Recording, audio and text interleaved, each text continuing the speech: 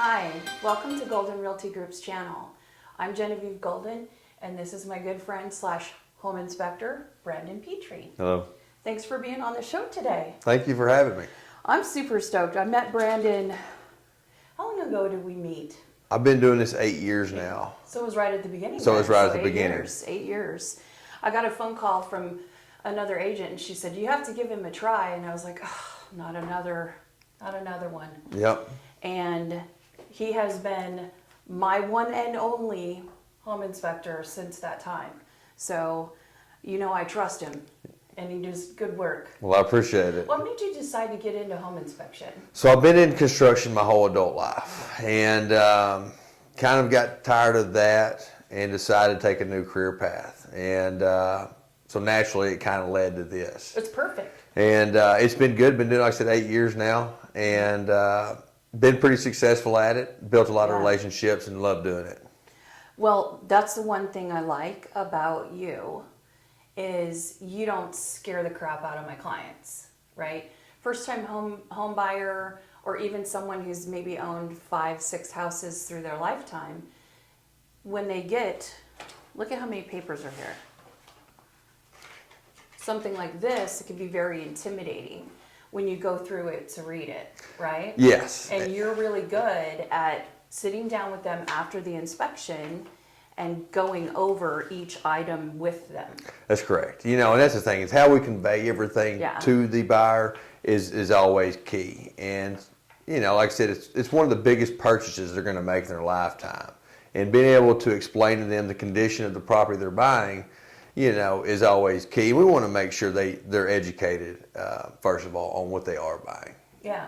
And there's some things that are, obviously, I call it the top 5. Right. The roof, the foundation, HVAC, plumbing, and electrical. Those are the ones that we really need to pay a lot of attention to when you're purchasing a home. Correct. And Brandon, what I love about him is if there's a reverse polarity plug, he can say, look, this part is not that big of a deal. Yep. You're not allowed to tell them. Right. And let's say most issues in the house are always easily repaired. And, you know, like I said, the roof, the foundation, those things tend to cost more money.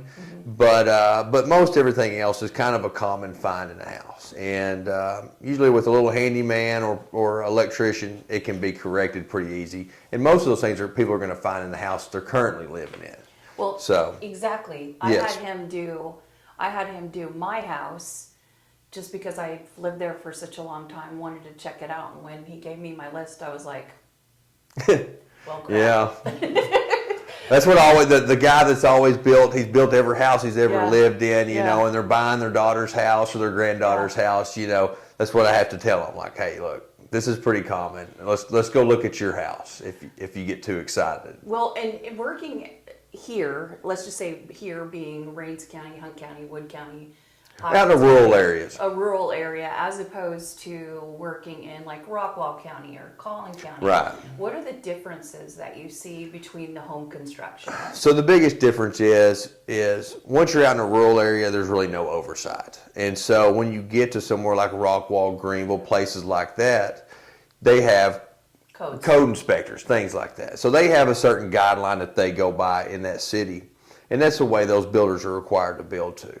And so when you do get out in the country, you have to rely on your trades and their experience to do things a certain way. And sometimes that doesn't always come up to current standards. Yeah, it doesn't. And so that's where everything kind of gets a little convoluted. Yeah. And what is the most common difference between a more populated area as opposed to rural, if you can think of something? You know, electrical, electrical things tend to be, you know, a few years older, you know, as far as if it's a newer house in the country versus a newer house in the city, you know, electrical stuff might be a little bit behind. That's typically one of the biggest things. It seems to be like, obviously, that's always what pops on your report. The non-grounded wires. So you'll find that in a lot of homes. GFCI outlets are one, and now we are required to report on AFCI, arc fault circuit interrupters. And so that's the thing out in the country that a lot of houses don't have that houses in the city will have. Right. And and it kind of it's an intimidating thing. Electrical's scary. It's scary to people. But that's the thing. A lot of houses have been built like that for a long time. Yeah. So.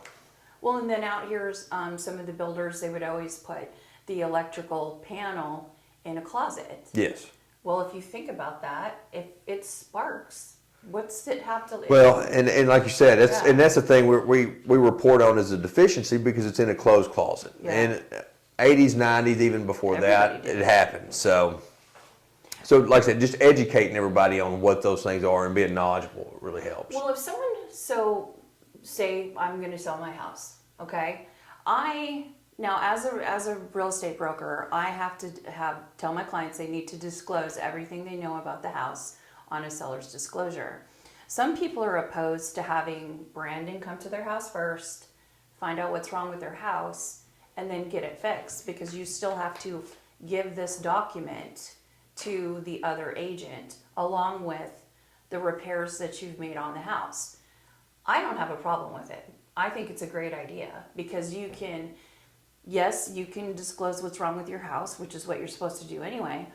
But Brandon is going to give you a good idea of what you're going to need to fix if you want. So how many of those do you do? Like the pre? I don't do enough. I would like to do a lot more, but it's not nearly enough. And out of 300-400 plus inspections a year, I might do 10. Yeah. And so, because it's like I said, it's not something people want to bring to the table, but it's going to come out anyway. Yeah, I'm a big fan of telling the truth all the time, regardless, like 100%. Sometimes if you don't even want to hear it. Right. But that's part of it. Like you said, it's the largest investment anyone ever makes in their lifetime. Absolutely. And it needs to be treated with that amount of respect. Yeah, and once everybody's familiar with everything, they tend to relax a little bit. And so, and a lot of these things, when these sellers, I tell them, when buyers go to a seller with this list of stuff that's wrong, these sellers aren't aware of what's wrong with their house a lot of times. A lot of it's out of sight, out of mind. And the only person that's ever going to find it is somebody that's going up looking and trying to find these things.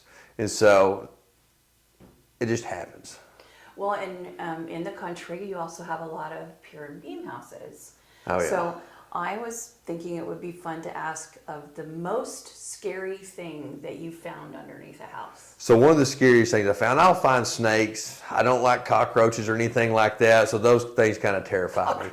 But I was under a house kind of in the Winsboro area, and I got to crawl underneath, and I kind of noticed a dark spot. When I got closer, there was about a 20-foot well or cistern underneath the house. Oh my gosh. And so I thought, how bad would it have been to crawl underneath there and then fall in there, and then you're trapped. Oh, that's terrifying. So that was probably one of the scariest things.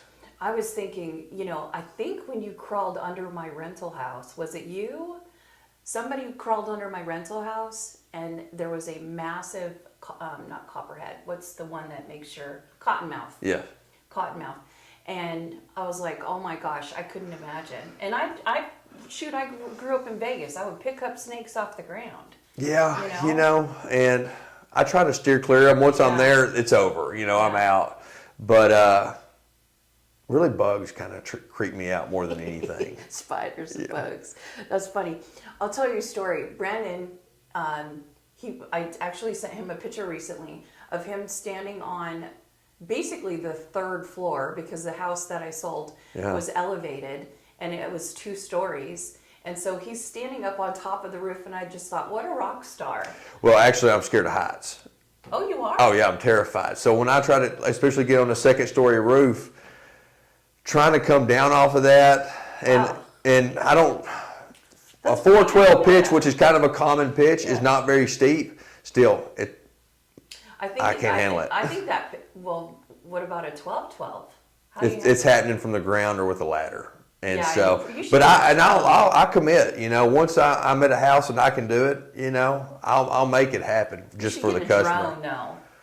Drone, and that's in the works too. Okay. But I'd rather see it with my own eye than rely on something like that. What do you think a seller should do in advance, aside from if they're not getting an inspection, is there anything that you think that they should do in advance, but just like individually calling people to come look? Or In a sense, yes. So once they start this process, they got to ask themselves, when was the last time we had an air conditioner serviced? How old is our air conditioner? Water heaters, kind of the same thing. How old is the roof? shoot, when did we change our filters last? Exactly. Yeah. Especially the big systems. Go ahead and have those things serviced. If you have a septic system and haven't had that done in a while, have your septic system Get it serviced. And provide that documentation to the buyers, as it comes along. And that's usually a big thing. Yeah. Well, I'm getting ready to sell one of my rental houses, and I had Brandon do the inspection on it. So I have now since replaced every single bit of that electrical. Really? Yeah. Well, good. And it really was not that bad. It was like $3,900. And it's a lot of it's just cleanup work, kind of bringing it up to date and stuff like that. And Well, the person who lived there good for before you. was my dad. Right. And my dad thought he was the master of all trades, but he wasn't. Well, it seems like people from that generation, Yeah. they did everything on their own. Yeah. So they didn't pay people to do No. anything. Yeah. Heck, I know how to do it. Yeah, absolutely. Well, and what's funny is all my clients, when they meet Brandon, first of all, look at how smiley and wonderful and lovey he is. But he's got a really strong Texas draw. Yes. And what did you tell me that somebody said? Well, I'll talk to somebody from the Metroplex, and a couple times I've heard it when they're hanging up the phone. I can hear them talking to somebody else, thinking, "Oh, there's a good old boy there." That's a good old boy. Yeah. Well, So- I was joking with him because my good friend Tony Pennybaker that I had interviewed, he's got he has what's called Tonyisms, where he says things and I have no concept of what it is he's talking about. Right. Because it's a Tonyism, and then once you figure it out, it's really funny. But anyway. Very wise man. I grew up around Tony, so yeah, he is a wise man. Yes. He actually is. He is. And what I like about Brandon is you just make people feel comfortable. You're not going to scare them. Actually know what you're talking about, which is so incredibly refreshing. Coming from a construction background, your knowledge of the systems within the house is just amazing. And I try to treat every customer like it was a family member moving in. And I take pride in that. And I think it's showed over time with the way my business has progressed over the years. Because like I said, I don't advertise. Most of my business has been word of mouth. Yeah. And I've always been proud of that fact.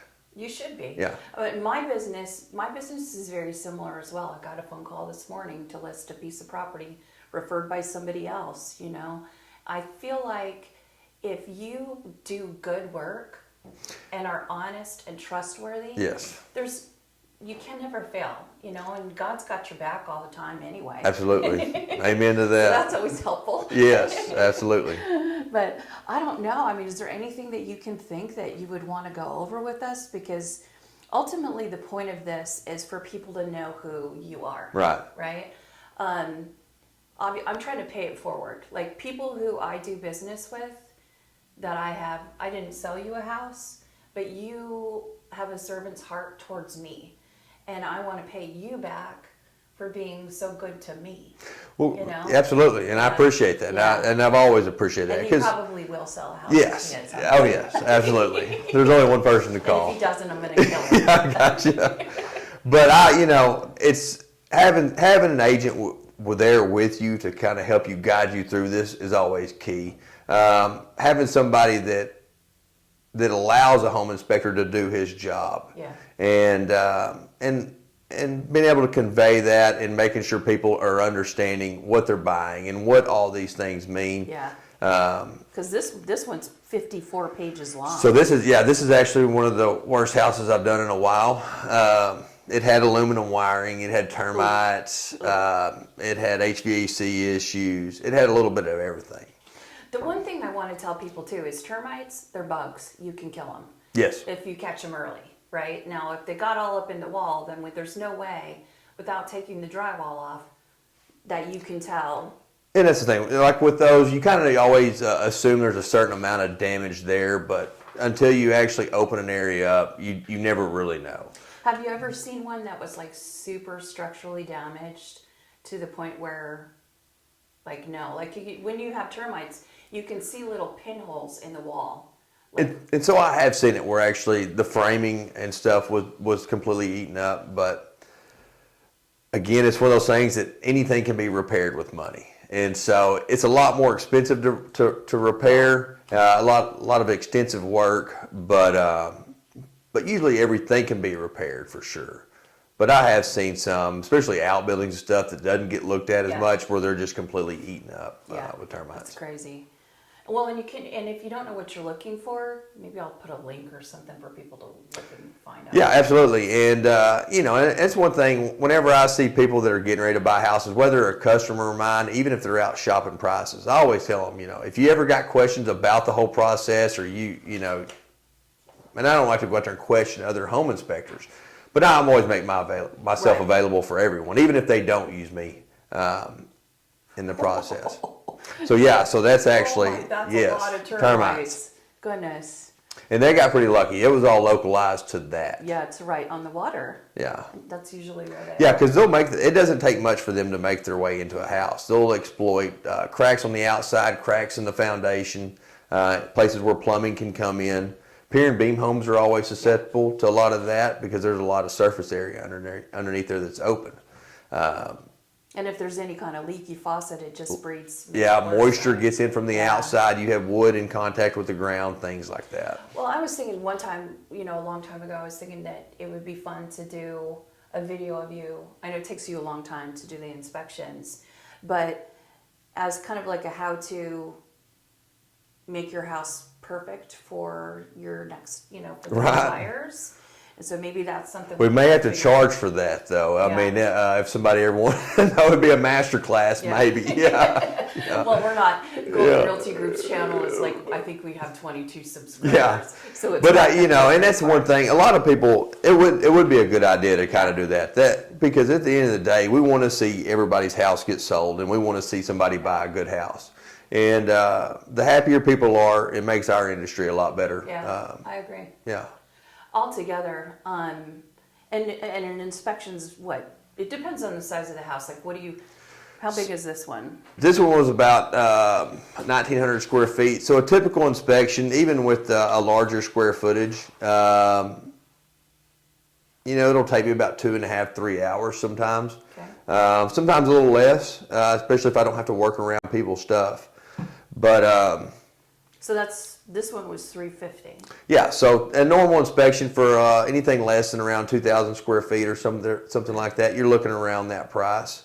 As you get up in square footage, you're 3,000 square foot plus, we charge a little more for that. Well, that's fair. You've got more work to do. Yeah, and then we can add services. We add termite inspections. We can do septic inspections and pool inspections, things like that. So those add to the price, but, one thing I've always been proud of, too, also was my fairness in my prices. Yeah. And I try to stay around with everybody else. I'm not the cheapest, but I'm not the most expensive either.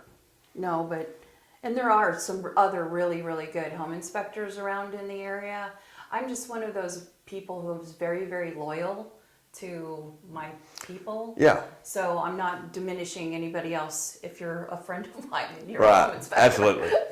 Yeah, and that's the thing. We all have to build a brotherhood in this industry. You do. And maybe pick up the slack when it's super busy or something, and you can call someone else to help you, or they can call you. And see, I've just never been able to say no. So I always take on more than I can handle. Yeah.